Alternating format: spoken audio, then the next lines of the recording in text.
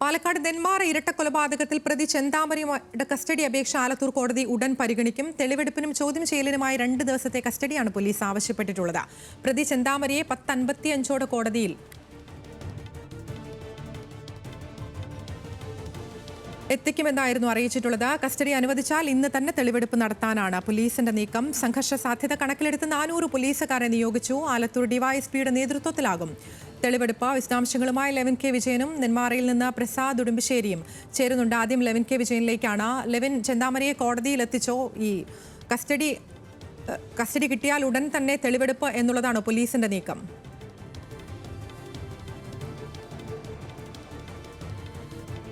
Police സംഘം Alathur police സ്റ്റേഷനിലും DYSP ഓഫീസിലുമായി വലിയ സുരക്ഷയൊരുക്കിക്കൊണ്ട് തന്നെയാണ് പ്രതിയെ കോടതിയിലേക്ക് എത്തിക്കുക. നേരത്തെ 10:55 കൂടി പ്രതിയെ കോടതിയിലേക്ക് എത്തിക്കുമെന്നായിരുന്നു പോലീസ് അറിയിച്ചിരുന്നതെങ്കിലും പ്രതിയെ ആലത്തൂർ എത്തിച്ചതിന് ശേഷം പിന്നീട് ഇപ്പോൾ കോടതിയിലേക്ക് എത്തിച്ചിട്ടില്ല. അല്പസമയങ്ങൾക്കകം തന്നെ കോടതിയിലേക്ക് പ്രതിയെ എത്തിക്കുമെന്ന് തന്നെയാണ് പ്രതീക്ഷിക്കപ്പെടുന്നത്.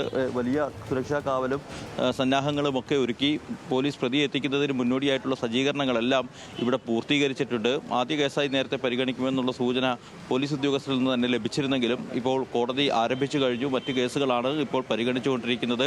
ഈ സുരക്ഷയുടെ സാഹചര്യങ്ങൾ കൂടി മുൻനിർത്തിക്കൊണ്ട് വലിയൊരു ആൾക്കൂട്ടത്തെ ഇവിടെ നിന്ന് ഒഴിവാക്കിയതിന് ശേഷമായിരിക്കാം ചിലപ്പം ഒരുപക്ഷെ പോലീസ് അവരുടേതായിട്ടുള്ള ക്രമീകരണങ്ങൾ ഏർപ്പെടുത്തിയതിന് ശേഷമായിരിക്കാം ഒരുപക്ഷെ കോടതിയിലേക്ക് എത്തിക്കുക. ഏതായാലും ഇന്ന് രാവിലെ വിയ്യൂർ അതീവ സുരക്ഷാ ജയിലിൽ നിന്നും ആലത്തൂർ CA ഉണ്ണികൃഷ്ണന്റെ നേതൃത്വത്തിൽ 3 പോലീസ് ബസ്സുകളിലായാണ് പ്രതിയെ എത്തിക്കുന്നതിന് വേണ്ടിയുള്ള സുരക്ഷയ്ക്കായി തൃശ്ശൂരിലേക്ക് പോലീസ് ഉദ്യോഗസ്ഥർ പോയത്. അവിടെ നിന്നും പ്രതിയുമായി ആലത്തൂർ അല്പസമയങ്ങൾക്ക് മുൻപ് പോലീസ് സംഘം മടങ്ങിയെത്തുകയും ചെയ്തിട്ടുണ്ട്. ഇനി കോടതിയിലേക്ക് എത്തിക്കേണ്ട നടപടിയാണ് ബാക്കിയുള്ളത്. അതിനുവേണ്ടിയുള്ള സുരക്ഷാ ക്രമീകരണങ്ങളൊക്കെ പൂർത്തിയാക്കിയിട്ടുണ്ട്. നിലവിൽ ഇവിടെ വലിയ സംഘർഷ സാധ്യതയോ അല്ലെങ്കിൽ വലിയ ജനകീയ രോക്ഷത്തിനോ ഒരു സാധ്യത പോലീസ് കണക്കാക്കുന്നില്ല. നേരെ മറിച്ച് കൊലപാതകം നടന്ന അല്ലെങ്കിൽ കൊല്ലപ്പെട്ട ലക്ഷ്മിയുടെയും സുധാകരന്റെയും ഒക്കെ വീടിന്റെ പരിസരമായ ബോയൻ കോളനിയിലാണ് വലിയ സുരക്ഷ ഇതിനോടകം തന്നെ പൂർത്തീകരിച്ചിരിക്കുന്നത്.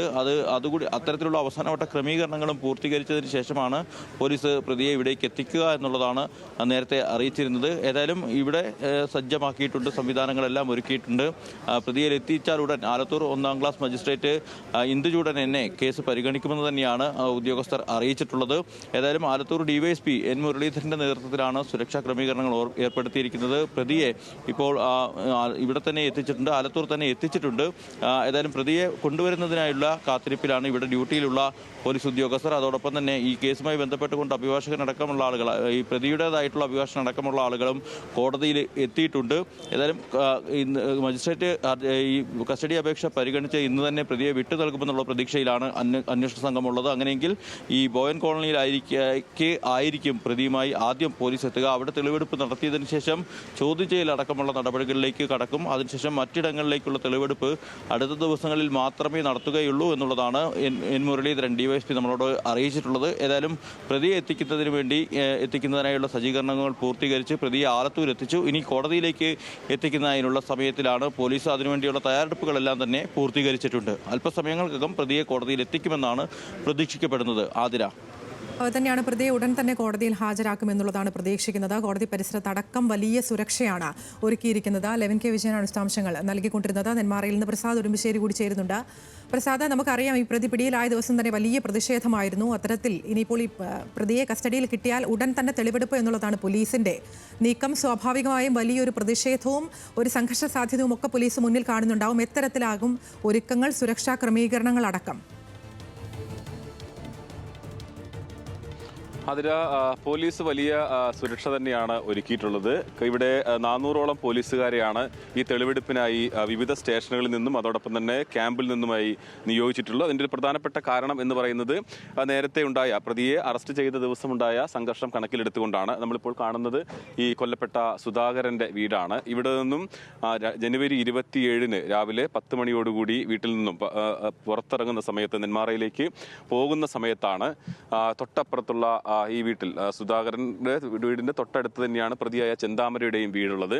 അവിടെ നിന്നും പ്രതി ചെന്താമര ഇറങ്ങി ഈ വളവിൽ വെച്ച് സുധാകരനെ വെട്ടുകയാണ്. വെട്ടുന്ന സമയത്താണ് സുധാകരന്റെ കരച്ചിൽ കേട്ട് അമ്മ ലക്ഷ്മി ഓടിയെത്തുന്നത്. രണ്ടുപേരെയും ക്രൂരമായി കൊലപ്പെടുത്തിയ ചെന്താമര തൊട്ടടുത്തുള്ള മലയിലേക്ക്, പോത്തുണ്ടി മലയിലേക്ക് ഒളിവിൽ പോകുന്നു. പിറ്റേ ദിവസം തന്നെ ജനുവരി 28 രാത്രി 10:30 തന്നെ ചെന്താമരയെ പിടികൂടാൻ പോലീസിന് കഴിഞ്ഞിട്ടുണ്ടായിരുന്നു.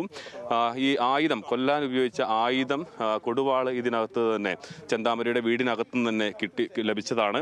അതോടൊപ്പം തന്നെ ഈ അന്ന് സംശയം തോന്നിപ്പിക്കാൻ ചെന്താമര ചെയ്തിരുന്ന ഒരു പ്രധാനപ്പെട്ട കാരണം അതിന് ഒഴിഞ്ഞ വിഷക്കുപ്പി കൂടി ഉണ്ടായിരുന്നു. അത് പോലീസിൽ ഒരു സംശയം ഉണ്ടായിരുന്നു. കൃത്യം നടത്തിയതിനു ശേഷം ചെന്താമര ആത്മഹത്യാ ശ്രമം നടത്തിയോ എന്നതുൾപ്പെടെയുള്ള കാര്യങ്ങളിൽ ഒരു ആശയക്കുഴപ്പമുണ്ടായിരുന്നു. പക്ഷേ പിന്നീട് ചെന്താമരയെ 28 തന്നെ 36 മണിക്കൂർ പിന്നിട്ടപ്പോൾ തന്നെ പ്രതിയെ പിടികൂടാൻ കഴിഞ്ഞു. ചെന്താമര ജാമ്യം, ഈ സുധാകരന്റെ ഭാര്യ സജിതയെ വെട്ടിക്കൊലപ്പെടുത്തിയ കേസിൽ ജാമ്യത്തിൽ ഇറങ്ങിയതാണ്. അന്ന് ജാമ്യ വ്യവസ്ഥ ലംഘിച്ചുകൊണ്ടാണ് ഈ വീട്ടിൽ താമസിച്ചത്.